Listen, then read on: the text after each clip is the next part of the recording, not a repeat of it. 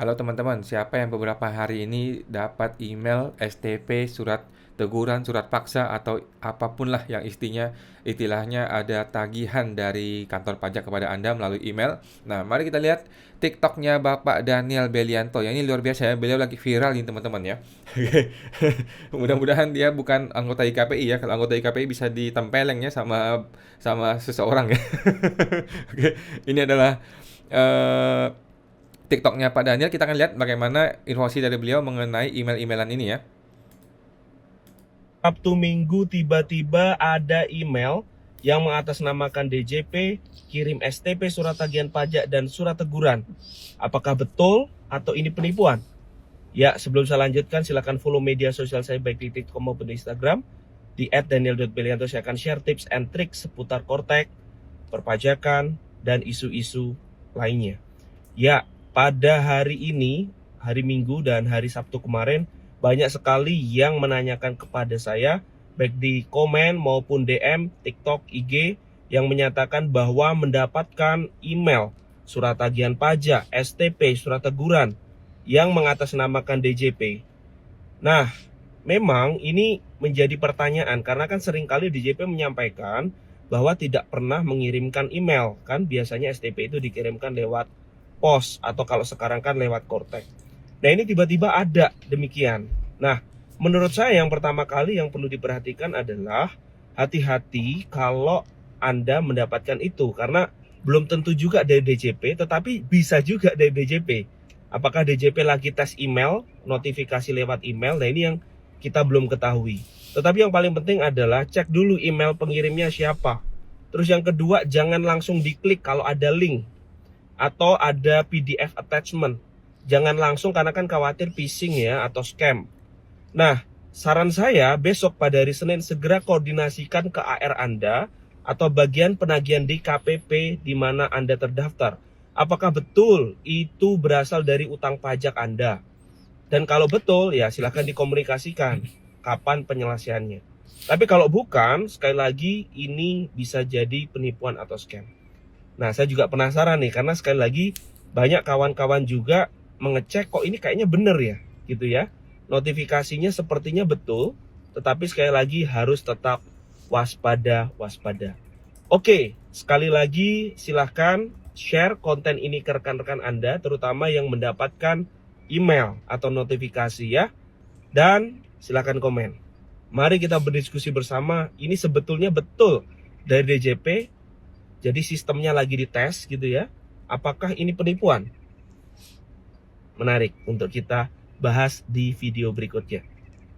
Di sebelah kanan ini adalah berita dari DDTC ya. DDTC berita tanggal 20 November 2024, waspadai modus penipuan DJP, tidak kirim surat STP pajak via email ya. Sudah jelas ya, dari DDTC, dari pajak sudah mengumumkan ya bahwa DJP mengingatkan wajib pajak untuk mewaspadai segala modus penipuan yang mengatasnamakan otoritas pajak ya. Salah satunya ialah modus pengiriman STP. Kepala Subdirektorat Humas ya, Ibu Sri Hartiwik mengatakan saat ini sedang marak penipuan dengan modus pengiriman STP melalui email. Menurutnya pengiriman email justru menandakan STP tersebut adalah palsu. Palsu, teman-teman, palsu ya, palsu.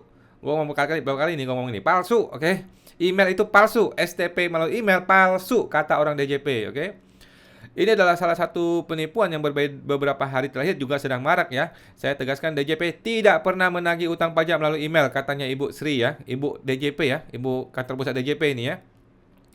Dia bilang bahwa penagihan pajak selalu dilakukan berdasarkan produk hukum, oke? Okay? Penagihan pajak selalu melalui produk hukum. Oleh karena itu, lanjutnya, STP akan selalu disampaikan secara langsung kepada wajib pajak atau melalui pos, oke? Okay? Itu perintah undang-undang.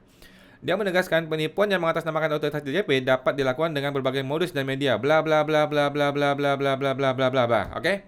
Sebelah kanan lagi nih, ada lagi nih. Ini langsung dari website DJP ya, langsung dari website DJP ya. Waspada penipuan mengatasnamakan Ditjen Pajak. Kalau kita cari email di sini, ada banyak sekali kata-kata email di sini ya. Intinya adalah DJP mengatakan bahwa kami tidak pernah kirim email kepada Anda, dan kalaupun ada email itu bukan dari kami dan itu adalah penipuan katanya ya, atau alias palsu. Kita klik di sini. Ini ada apa nih? Ada file apa nih? Ada file apa namanya? Pengumuman ya. Ada file pengumuman ya. Pengumuman nomor 31 tahun 2024 ya. Teman-teman tinggal baca sendiri di sini ya. Baca sendiri teman-teman ya. Pengumuman nomor 31 tahun 2024. Oke. Jadi untung sekali ya gua tidak terima surat tersebut ya. Kalau gua terima email tersebut, minggu depan sudah masuk gugatan pengadilan pajak, teman-teman ya. Beruntung sekali ya gua tidak dapat surat tersebut ya. Jadi gua tidak perlu repot-repot ke pengadilan pajak. Karena kalau masuk ke email gua, minggu depan sudah masuk ke pengadilan ya. Jadi gini teman-teman ya. Inilah cermin negara Konoha, kekacauan birokrasi, lagi-lagi kekacauan sistem IT, kekacauan di internal DJP ya. Satu yang mesti kita pahami adalah menurut undang-undang perpajakan, surat pajak apalagi lebih-lebih STP atau surat teguran atau surat paksa gitu ya. Surat itu harus dikirimkan secara langsung atau melalui ekspedisi atau melalui faksimil.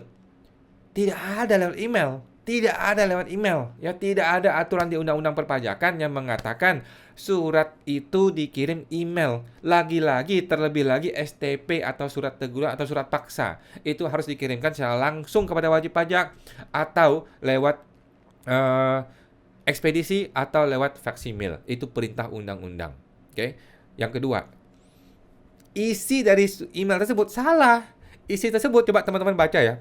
Mungkin teman-teman yang terima STP atau surat paksa atau surat teguran, yang gue lihat sih kemarin surat teguran ya. Surat teguran tidak ada tanda tangan pejabatnya. Jadi cuma ada nama pejabat, cuman ada jabatannya, ada QR, tetapi tidak ada namanya.